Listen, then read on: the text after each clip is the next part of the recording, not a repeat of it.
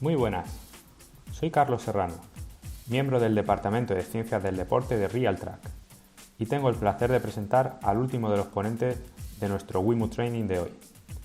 Él es José Luis Felipe, doctor en Ciencias del Deporte, investigador docente en la Universidad Europea de Madrid y autor de numerosos artículos científicos referidos a demanda de rendimiento en fútbol. Además, José Luis, desde la temporada pasada y en la actualidad, es el responsable de Big Data y análisis de rendimiento del Club Deportivo Numancia de Soria. Agradeciendo a todos vosotros vuestra participación, a continuación os dejo la ponencia titulada «Cómo el sistema WIMU nos ayuda a la detección de las variables determinantes en el éxito de la competición», el caso de la Liga Smartbank. Recordad que cualquier pregunta que os surja la podéis anotar en el chat y José Luis la resolverá al finalizar su ponencia. Muchas gracias.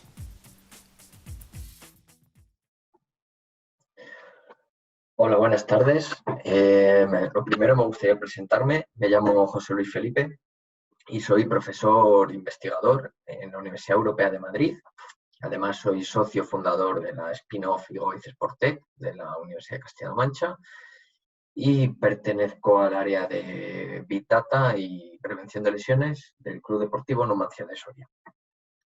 Para esta ponencia, a la que me gustaría agradecer a Gorka y a todo el equipo de WIMU que me haya invitado, me gustaría hablaros de cómo el sistema WIMU nos ayuda a detectar las variables determinantes para ganar en el fútbol profesional. Yo lo he centrado en la Liga Smartbank, en la segunda división española, porque es la categoría que más controlo y que conozco, y por no abrir mucho el abanico, porque hay muchas diferencias entre primera y segunda división, y me gustaría centrarlo en los factores de éxito en la Liga Smartbank. Por tanto, la ponencia la he titulado «Cómo el sistema WIMU nos ayuda a la detección de las variables determinantes en el éxito de la competición, el caso de la Liga Smartbank». Vamos a ir viendo muchas cosas que nos aporta, lo voy a centrar en la cantidad de datos que nos da, que están disponibles para todos los equipos de fútbol profesional a través de la herramienta Media Coach, pero lo voy a focalizar también en el análisis de los datos físicos que aporta WIMU a través de Media Coach. Bueno, para empezar la ponencia, y en casi todas las ponencias me gusta abrir con esta frase de Klopp, que dice que los entrenadores más experimentados apenas consiguen recordar entre el 45 y el 60% de la información que ocurre en un partido. Esto me parece muy relevante esta frase, porque lo que me viene a decir es que se olvidan muchas cosas, se olvidan muchos detalles, y los datos, el Big Data, toda la cantidad de datos que genera la liga o los GPS, son, digamos, la memoria que se pierde, que no se encuentra, y que Klopp dice que es ese 40% restante que se le está escapando, ¿no? Es ahí donde juega un papel determinante el analista, ya vamos a llamarle como queramos al rol, el analista del equipo, el responsable de Big Data de un equipo, es donde juega un papel determinante para poder ver qué ha fallado o qué se está haciendo bien en un equipo, ¿no? Qué información no se está perdiendo. Y bueno, pues como he dicho, me gustaría centrar la ponencia en una herramienta que para mí es la mejor de todos los sistemas de cualquier liga, de las cinco grandes ligas. Para mí es el mejor sistema que el Media Coach, y las oportunidades que tiene son infinitas. Desde un nivel básico, que son los informes, los reports que genera el propio Media Coach y que le entrega a cada equipo, que se pueden descargar de la herramienta en PDF, como nivel más básico. A partir de ahí tenemos una cantidad de datos y de información fundamental a cómo se pueden manejar e integrar esos datos con sistemas de análisis. Sistemas de análisis muy complejos, más para gente especialista, como pueden ser R, Python y cosas así, a elementos de reporting y análisis de datos de un nivel más básico, que no necesitas tener un nivel de expertise muy, muy grande, como pueden ser análisis de datos con Tableau o con Power BI, ¿vale? Entonces, Media Coach es una herramienta fundamental para el devenir del fútbol moderno. Hay gente que está paquetizando la palabra fútbol moderno como una connotación negativa. Desde mi punto de vista tiene una connotación enormemente positiva, ¿no? El fútbol ha cambiado. Estamos viviendo un proceso que yo llamo de democratización del fútbol, y la democratización del fútbol se adquiere a través de los datos. Una vez escuché a mi gran amigo y colaborador, bueno, yo colaboro con él, a Paco González, decir que los datos son el nuevo petróleo. Y yo creo que para el mundo del fútbol estamos, si no es el nuevo petróleo, estamos muy cerquita de conseguirlo. Y los datos lo que nos están dando es eso, es la democratización del fútbol. Desde mi punto de vista se han acabado las ligas de 90 y muchos 100 puntos. Eso ha llegado a su fin y esto ha traído una igualdad competitiva tremenda, y el que sepa leer e interpretar los datos tiene una ventaja competitiva sobre el rival, ¿no? Y es un poco donde quiero fundamentar mi ponencia, en qué ventaja competitiva me pueden dar los datos físicos, sobre todo, que es lo que me da Wimo, los técnico-tácticos, los reposicionamientos del rival, que son los que me da MediaCoach. Bueno, otra foto que me gusta usar mucho, uno de los grandes, yo creo, defensores o paladines de estos análisis de datos o de estos sistemas, pues Bordalás siempre se le ve en el banquillo con una tablet, analizando datos, viendo datos en tiempo real, que es otra herramienta que tiene MediaCoach muy potente. Te están dando datos físicos en tiempo real, datos de posicionamiento táctico en tiempo real, datos técnico-tácticos en tiempo real. Eso es algo impensable hace 4 o 5 años, y ahora mismo esto digamos que es la industria 4.0 del fútbol, ¿no? Un vídeo en el que, a modo introductorio, me gustaría ver una de las funcionalidades que tiene, que es para ver las distancias entre líneas de cada uno de los jugadores que tiene MediaCoach, y cómo esto se puede interpretar, se puede analizar. Pero bueno, no es el objetivo fundamental de esta ponencia, pero sí que me gustaría ponerlo de manifiesto, ¿no? Donde simplemente con la distancia entre líneas que tiene cada equipo, cómo podemos llegar a extraer información relevante para un análisis del rival, para preparar un partido o para ver qué errores hemos cometido o no hemos cometido en nuestro partido, en un análisis posterior, ¿no? De ahí la frase inicial de solo percibimos el 45 o el 60% de la información que hay en un partido. Bueno, a ver si continúa esto. Vale.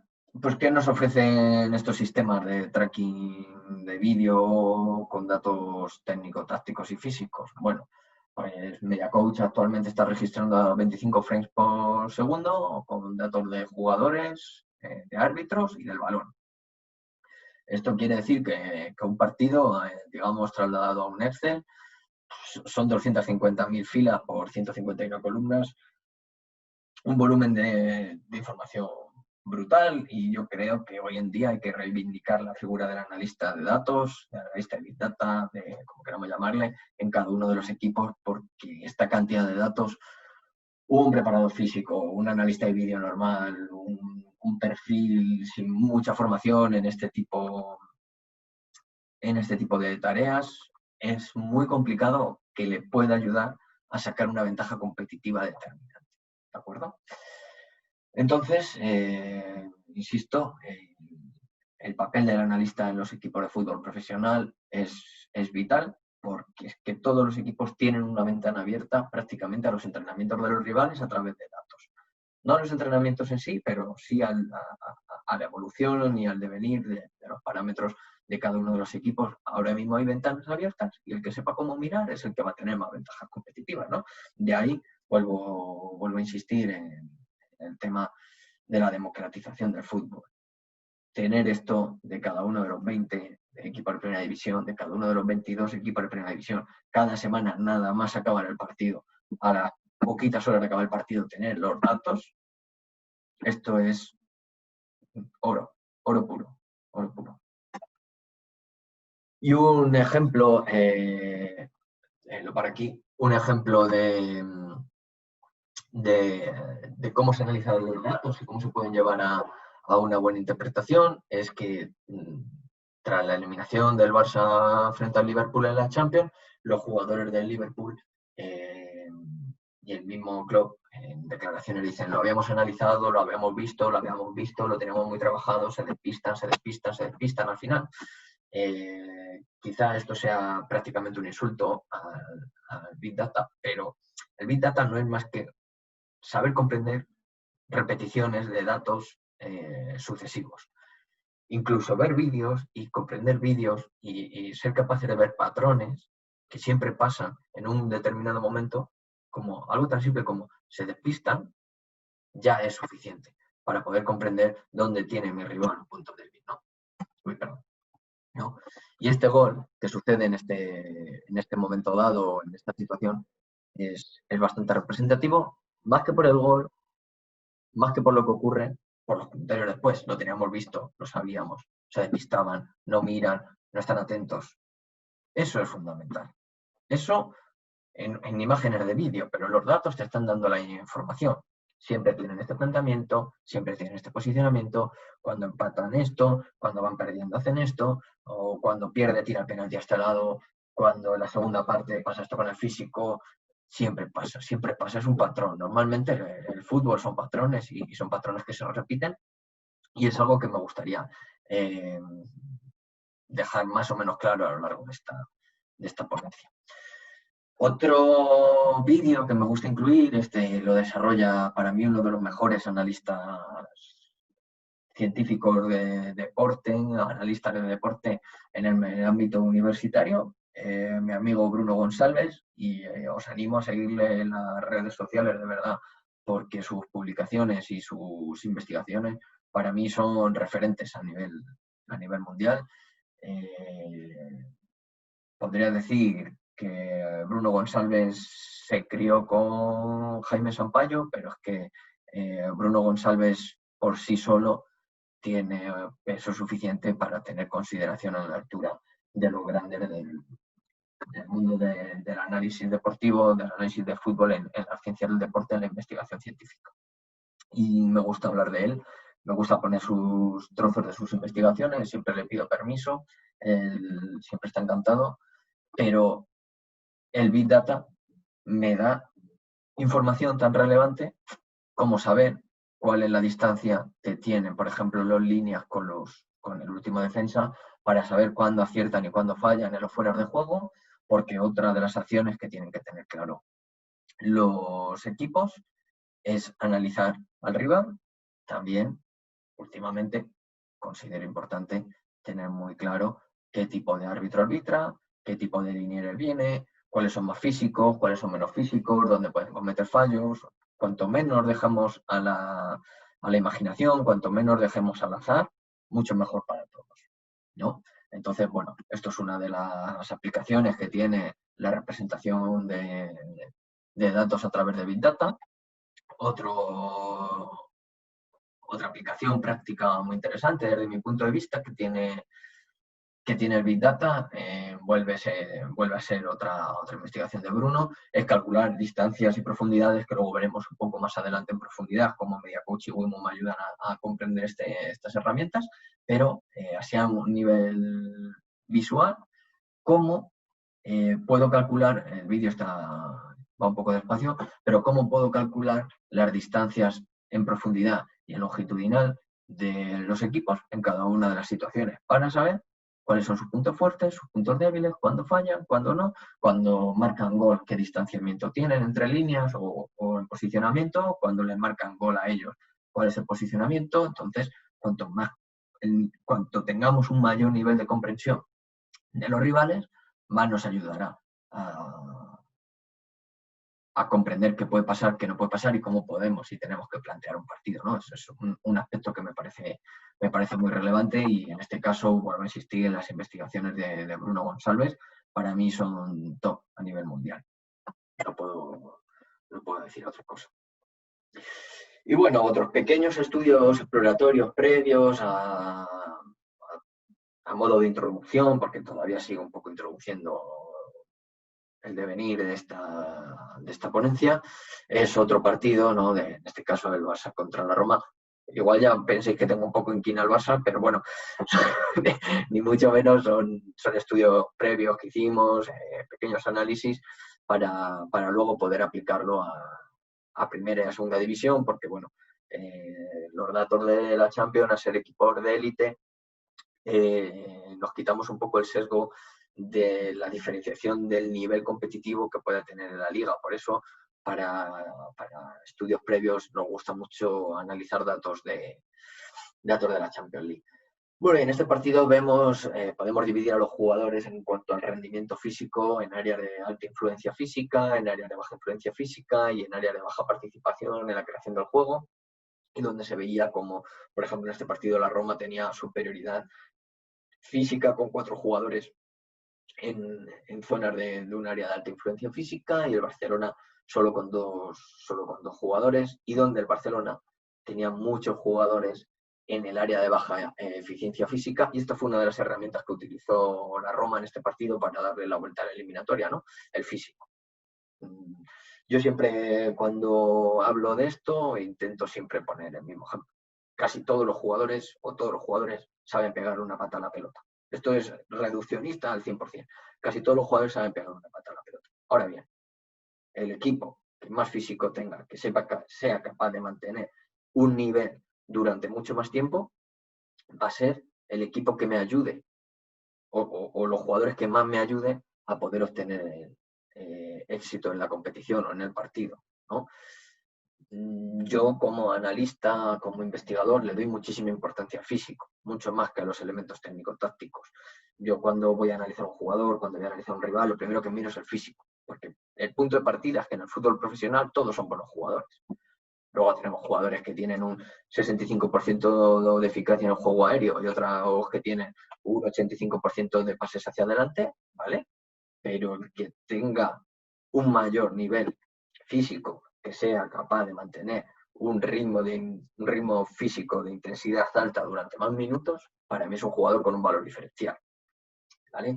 Por eso, bueno, quizá luego hablemos un poco más detenidamente de los elementos clave o de las variables clave del físico, pero yo cada vez le estoy dando más importancia a los metros por minuto, porque el jugador que me sea capaz de mantener una intensidad durante más tiempo, una alta intensidad durante más tiempo, para mí es un jugador que tiene que estar en el campo.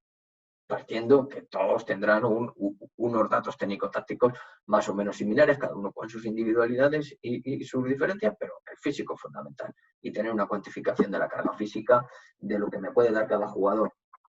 Y también, que también veremos cómo puedo controlar para evitar ese sesgo lesional, eso va a ser fundamental. Pero ponerme más por las ramas, que creo que le estoy dando muchas vueltas al mismo tema. En este partido de Barcelona contra la Roma, el físico fue un aspecto fundamental. Aquí también vemos cómo jugadores del mismo par, en este caso Manolas contra Suárez, Manolas ganaba en acciones de alta intensidad, en este caso aceleraciones por encima de 3 metros por segundo, y cómo los delanteros de la Roma también, al contrario, Checo, era claramente superior prácticamente, con un volumen como los dos centrales de Barcelona juntos, en este caso como Titi y Piqué, y a raíz de ahí montaron la estructura del partido para poder darle la vuelta eliminatoria, ¿no? Me pareció un planteamiento muy bueno, o en este caso, a mí, para realizar ponencias me parece fundamental que hayan basado claramente en el físico el partido, al igual que el partido del Liverpool, lo dijeron, no lo basaron tanto en el físico, sino hemos visto sus fallos en vídeo, los hemos analizado, los hemos seguido en vídeo. Aquí la Roma sabían los puntos débiles del Barcelona en el físico, ¿no? Entonces, poner de manifiesto que todo es importante, pero hay que tener los datos, hay que analizarlos, hay que verlos, ¿de acuerdo? Y bueno, ya para ir acabando la introducción y meternos un poco más en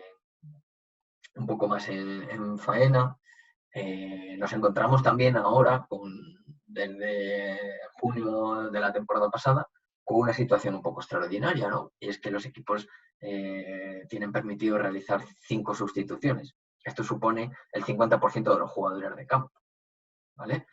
Esto no me parece un tema baladí, porque el equipo que sea capaz de mantener o sea capaz de utilizar mejor los cambios, es el equipo que va a tener una mayor ventaja competitiva con respecto al rival. Porque el rendimiento físico, como vemos en esta gráfica de los jugadores, a medida que van pasando los intervalos de tiempo, de 0 a 15 minutos, de 15 a 30 y de 145 en cada una de las partes, sigue una tendencia ascendente, obviamente, porque los jugadores se cansan. Y cuanto más intenso es el partido, los jugadores más se cansan. Entonces ahora tengo 5 sustituciones y tengo que saber cómo utilizarlas. Leyendo prensa, en este último medio año, leyendo prensa, siempre se dice que los equipos grandes les benefician más los 5 cambios porque tienen más fondo de armario. Obviamente, tampoco vamos a ser un poco...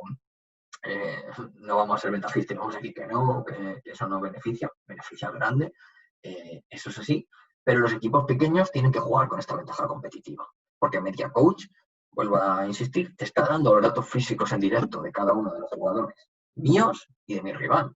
Tengo que saber qué jugador está más en forma, qué jugador se está cansando más, qué jugador está perdiendo más rendimiento, y tengo que saber en qué momento meto una sustitución. Y en esto se están viendo muchas tendencias, se están viendo muchos equipos que están apostando por meter 2 cambios a la vuelta del descanso, esto cada vez está siendo más frecuente, y hay otros equipos que están intentando meter cambios antes del minuto 60. ¿Para qué? Para contrarrestar esta pérdida de rendimiento de aquí. Meto cambios, tengo 5 cambios, puedo meter 2, luego puedo meter otros 2, luego puedo meter otro. O puedo meter 2, luego puedo meter 3. Bueno, cada equipo está buscando soluciones a esto, pero esto sí que es cierto que beneficia al grande, pero beneficia también al que sepa utilizar y sepa leer estos datos. Es interesantísimo porque aquí lo que vemos es sobre el 100%, lo que hay por encima del 100% es lo que me aportan los suplentes al entrar al terreno de juego. Entonces, cuanto más aporte físico en áreas fundamentales, sobre todo por encima de 24, por encima de 21, cuanto más me ayuden a contrarrestar esa baja de rendimiento, será fundamental. Yo miro mucho los metros por minuto. Por ejemplo, a mí me gusta que los jugadores titulares estén en torno, o el equipo, la media del equipo en general, esté en torno a los 100 metros por minuto en un partido. No considero una variable óptima de rendimiento, pero obviamente, sobre todo en el último tramo del partido, el rendimiento de los jugadores va en descenso. Hay jugadores que ya se quedan en 90, 95 metros por minuto, de manera que los jugadores suplentes les tengo que estar exigiendo ese extra que están perdiendo los jugadores titulares. De manera que un suplente no me vale que salga con 100 metros por minuto. Para mí lo ideal es un suplente con 120 metros por minuto, pero puedo aceptar 115, 112, por encima de 110 metros por minuto, me puede ir valiendo para contrarrestar ese desequilibrio y que se me quede al final un partido con un balance de 100 metros por minuto, que a mí me parece una variable más que interesante. Ya, un dato más que interesante, donde ya me dice, claro, yo te digo 100 metros por minuto y dentro de eso tengo jugadores que recorren más metros a 24, más metros a 21, hay jugadores que tienen una velocidad media más baja, otros una velocidad media más alta, pero eso ya me está dando que mi equipo se está moviendo en unos parámetros físicos bastante interesantes, ¿de acuerdo? Eso es fundamental. Luego veremos ejemplos, como hay digamos, rara avis en estas situaciones. El Cádiz, por ejemplo, en la temporada pasada, era un caso excepcional. Era un equipo que hacía un despliegue físico más o menos, y perdóname por la expresión, paupérrimo, pero le valió para quedar segundo en la liga y ascender a primera división. Entonces, que tampoco hay un santo grial aquí que nos ayude a aplicar todas las variables, ¿de acuerdo? Bueno, vamos continuando y vamos viendo cosas. En este caso, tenemos 2 herramientas en el día a día de los jugadores que nos ayudan a predecir el rendimiento y ver patrones de juego. Lo primero es el análisis con los GPS y de la multitud de datos que nos ofrecen los GPS. Hay muchísimos, pues podemos estar mirando muchísimos. Yo creo que a estas alturas cualquiera que esté un poco leído en literatura científica para comprender que las variables que se utilizan son las mismas para todos. Y las más importantes, obviamente, distancia total, toda la distancia por encima de 21 km por hora, por encima de 24 km por hora, las aceleraciones y las desaceleraciones. Y luego ya cada uno, ¿no? Utilizar su propio sistema de control de esas variables subjetivas, mínimo el esfuerzo percibido.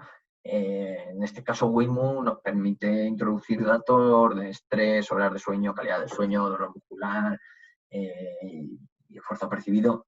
Mínimo esfuerzo percibido, a mí me gusta hablar siempre de nivel de estrés percibido y esfuerzo percibido. Esas dos variables a mí me parecen fundamentales, ¿vale? Luego ya cada analista, como las quiere utilizar, como las quiera cruzar, esto ya sí que es un poco, digamos que cada maestrillo tiene su librillo y cada uno lo utilizaremos de una forma.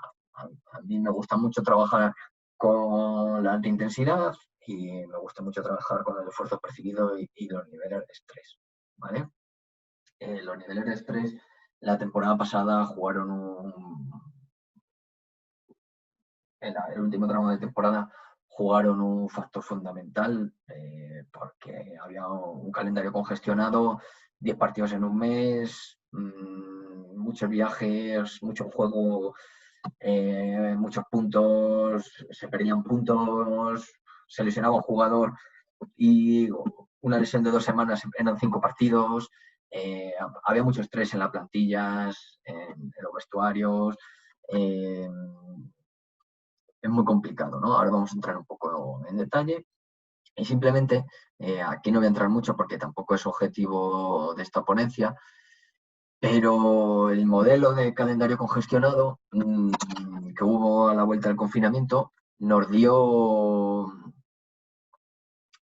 trajo una buena situación, que era que el fútbol era muy bonito, ¿no? Porque a los que nos gusta el fútbol teníamos 25 partidos todos los días, prácticamente de lunes, jugabas el domingo, el lunes ya había otra jornada prácticamente, era una locura, estaba el fútbol, estaba precioso, eso es así, unos tuvieron más suerte, otros menos, y bueno, pero nos trajo una situación desde mi punto de vista fascinante, que era canalizando el nivel de daño muscular que se mide a través de la creatina cinasa después del partido, a las 24, 48 y 72 horas, que más o menos es donde se marcan los plazos de recuperación, se veía en este calendario congestionado que sí, que los jugadores estaban manteniendo más o menos los datos físicos, nosotros analizamos con los GPS que mantenían los datos físicos, con los datos de tracking veíamos que mantenían los datos físicos más o menos estables. Esto implicaba, obviamente, creo que todo el mundo lo tuvo que hacer así, bajar los niveles de entrenamiento y entramos en un modelo NBA prácticamente, donde solo se competía, se entrenaba muy poco, competición, descanso, descanso, competición, descanso, descanso, descanso, competición, y era así el ciclo del calendario congestionado, pero nos trajo una cosa muy importante, y era que cuando se jugaban las 72 horas los jugadores no habían recuperado el daño muscular por completo, porque había viajes, porque había concentraciones prácticamente express, porque tenía entrenamiento, partido, otra vez partido con rivales muy directos. Y nosotros estábamos viendo que los niveles de creatina cinasa de los jugadores no llegaban a recuperar y era imposible. Había muchos fallos, empezaron a haber muchas lesiones y, bueno, obviamente de esto no es nadie culpable ni nada de nada, pero el calendario congestionado es bonito para el espectador, pero es muy malo para el futbolista y la recuperación y la prevención de lesiones. Es malísimo, no da tiempo a recuperar, los jugadores no limpian, empiezan a acumular, llega un momento, las 3 primeras jornadas, 4 primeras jornadas, todo va más o menos como dice cualquier estudio científico. Después del partido no hay prácticamente daño muscular, a las 24, entre 24 y 48 horas, dependiendo de la tipología de jugador, la creatina cinasa alcanza pico y después empiezan a limpiar. Y aquí veíamos tendencias de jugadores que limpiaban a las 72 horas habían quedado limpios, y había jugadores que limpiaban en una curva descendente más plana y no limpiaban de golpe, sino que limpiaban paulatinamente. Pero a partir de la cuarta, quinta jornada, lo que veíamos era que esto ya se descontrolaba. O sea, esto era prácticamente, yo siempre digo riendo, esto era una pandemia ya, porque se acumulaban creatina cinasa sobre acumulación, y o sea, ya había jugadores con 300 de creatina cinasa jugando un partido, era una cosa de locos, era una cosa absolutamente de locos. Yo por el bien de la salud mental de cualquiera de los compañeros que nos dedicamos a la prevención de lesiones, espero que no haya otro periodo de confinamiento y otro calendario congestionado, porque no beneficia a la salud de los jugadores, desde luego, al espectáculo, a la televisión. Creo que es perfecto, pero a la salud de los jugadores no, y también hay que decirlo, ¿no? Porque era muy complicado. Otros aspectos importantes que se pueden controlar muy bien con los GPS en el periodo de competición normalmente. Cada columna que vemos aquí en esta imagen que parece en semáforos, cada columna es un jugador que obviamente pues, se han eliminado los nombres, y lo que nos permite es ver con qué porcentaje está en cada una de las semanas de entrenamiento. Esto es de 2 semanas, el primer cuadro es de una semana, el siguiente cuadro es de otra. Sobre su 100% nos permite ver cómo están, en qué nivel están físico, y son datos interesantes que puede tener cualquier entrenador. En este caso es de un sistema bastante gráfico que puedes ver de un golpe, y si sacas cuentas puedes ya ver quién puede jugar, quién está disponible para jugar y quién no está disponible para jugar, ¿no? Es un sistema bastante gráfico y no tiene mucho misterio, calculando un poco las acciones de alta intensidad y, bueno, los datos normales que te da cualquier GPS, ¿no? Y luego otro aspecto muy importante, a mí me gusta muchísimo, de la herramienta Wimo, es, digamos, el agudo crónico. Yo sé que el agudo crónico tiene sus defensores y tiene sus detractores, ¿no? Y ahora mismo en cualquier foro científico tenemos a los amigos de Gabbett contra los enemigos aférrimos de Gabbett. Yo en eso soy más pragmático. Yo no sé si el agudo crónico es la mejor herramienta del mundo mundial, 100% fiable. ¿Qué es 100% fiable? Lo que sí es que me da otra visualización más, otro dato más, otra ayuda más para yo poder tomar decisiones, ¿vale? Quizá no sea la herramienta definitiva, pero es una herramienta bastante interesante. No vamos tampoco a echar el trabajo de nadie por tierra, ¿no? En este caso, es un ejemplo bastante gráfico, no está preparado, es un ejemplo real donde ocurre una lesión de un jugador, y es interesante porque cada barra más alta obviamente es un partido, los demás son entrenamientos, las más bajitas son entrenamientos. Un partido, bien, está en rojo, pero bien, luego se ve que se recupera bien. Otro partido, está en rojo, bien, empezamos con el calendario congestionado, ¿no? Otro partido, está en rojo, bien, recupera. Otro partido, está en rojo, bien, los mismos valores, está bien. Está en rojo porque hay un sobreesfuerzo, recupera, bien. Pero ya empezamos a ver, siguiente partido, no llega, ¿vale? Siguiente partido, no llega. Siguiente partido, no llega, lesión. ¿De acuerdo? Al siguiente partido, lesión. ¿Vale? ¿Nos ayuda a predecir lesiones? Bueno, nos ayuda a ver cuando un jugador no está llegando, pero él se está esforzando para llegar a esos valores. Porque obviamente los jugadores siempre dan el 100%, siempre que se van a jugar. Y si se está esforzando y no está llegando, está dando un poco más de sí de lo que tiene que dar. Se fuerza, no llega, se fuerza, no llega, se fuerza, no llega, se rompe. Eso es más o menos así.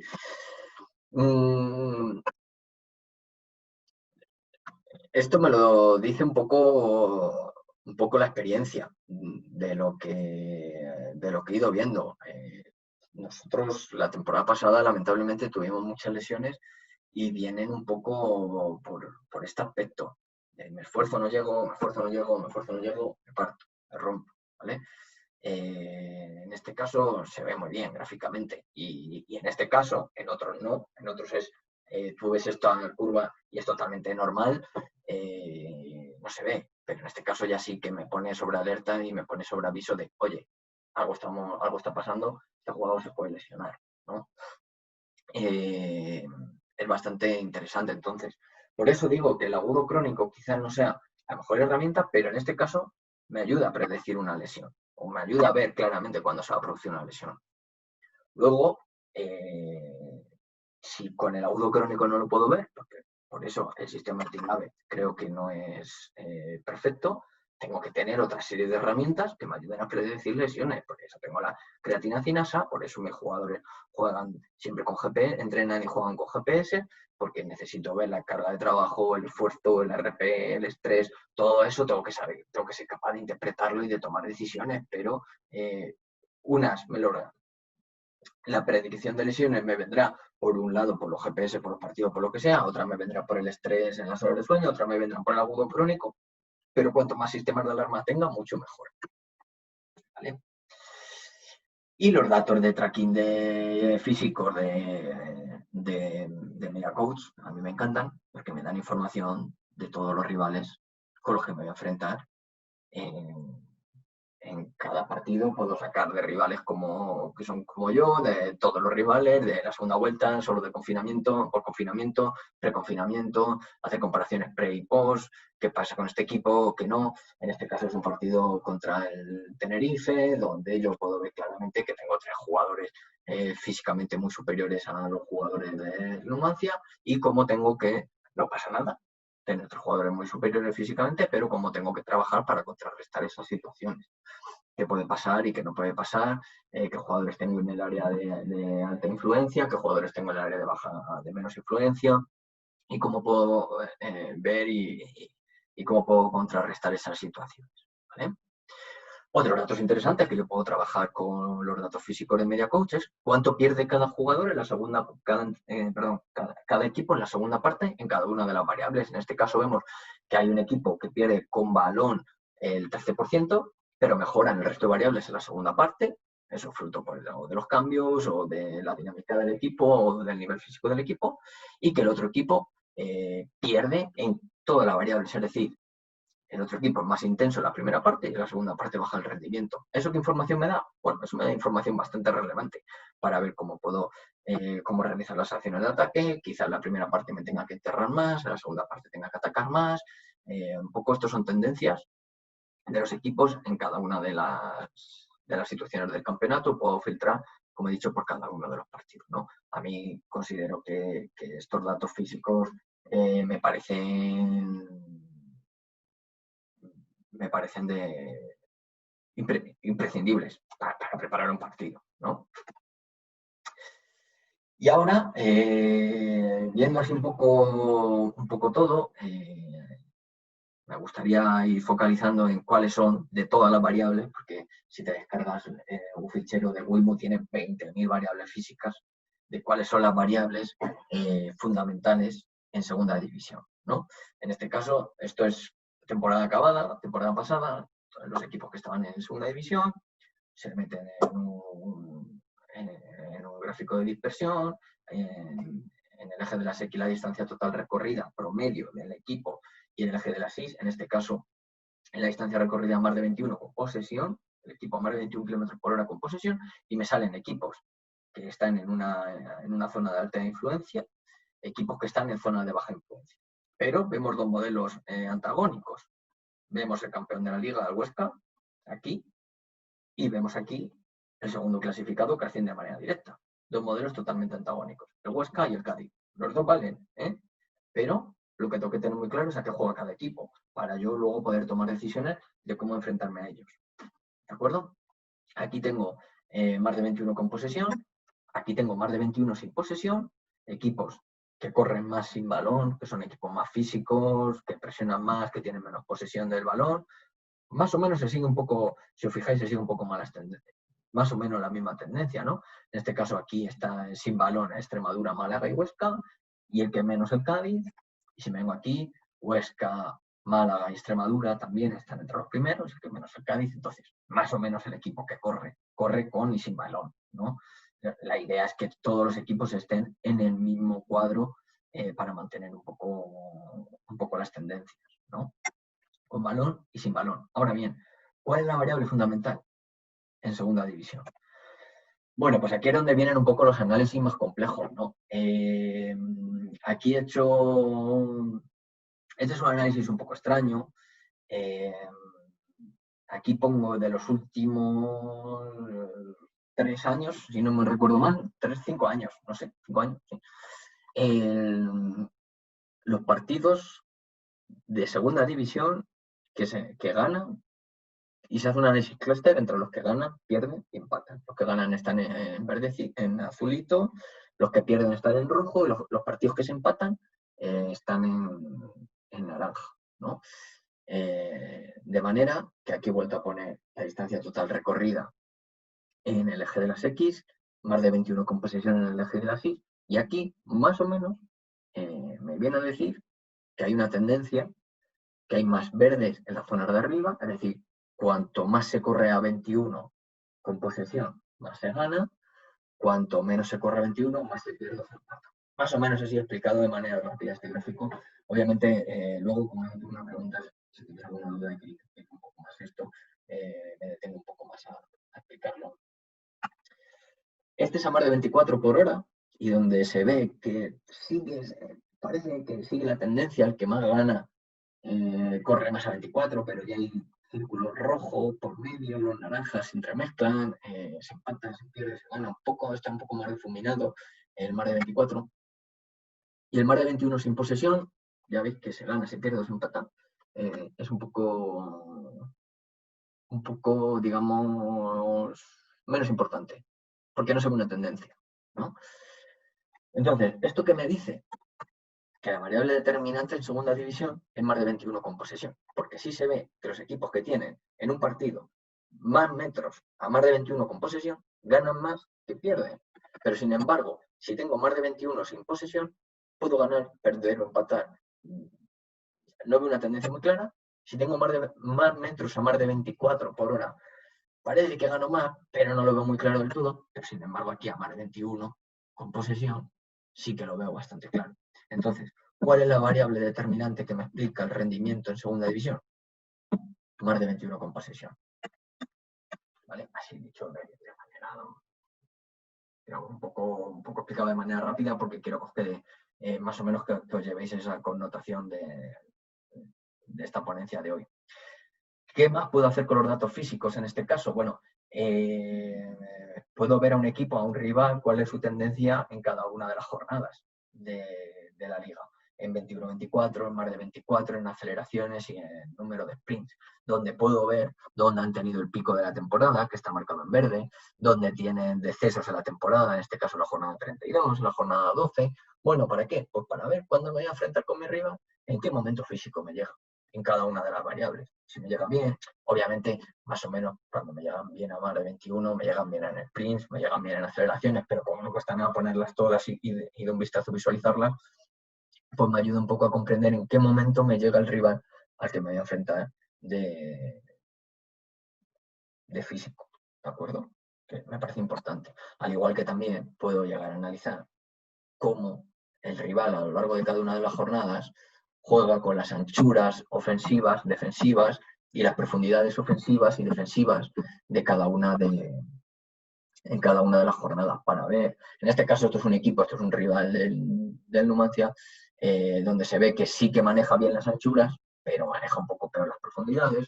Pues no es que no maneje peor, sino que no las modifica. Es un equipo siempre igual de profundo, pero es un equipo más o menos ancho dependiendo del rival. Entonces, puedo decir, vale, como lo que maneja son las anchuras, cuando juega contra un equipo como yo, ¿qué anchuras tiene? Entonces filtro y saco. Cuando juega con un equipo como yo, me juega en 52 o me juega en 48.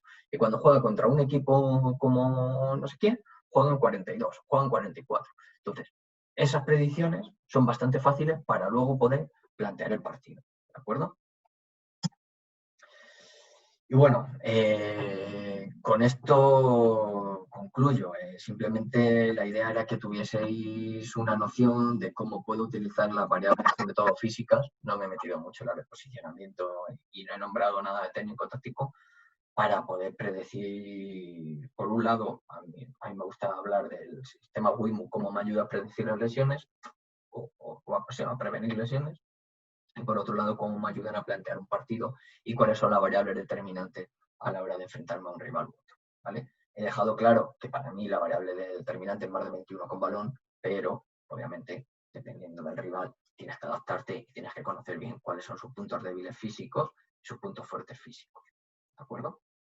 Y bueno, espero que se haya hecho más o menos ameno y que se haya entendido, pero no haber sido muy denso. Sé que esto a veces puede resultar denso y, bueno, como ya sabéis, quedo a vuestra disposición para todas las dudas y consultas que queréis realizarme. Ha sido un auténtico placer y estoy a vuestra entera disposición. Un saludo y muchas gracias.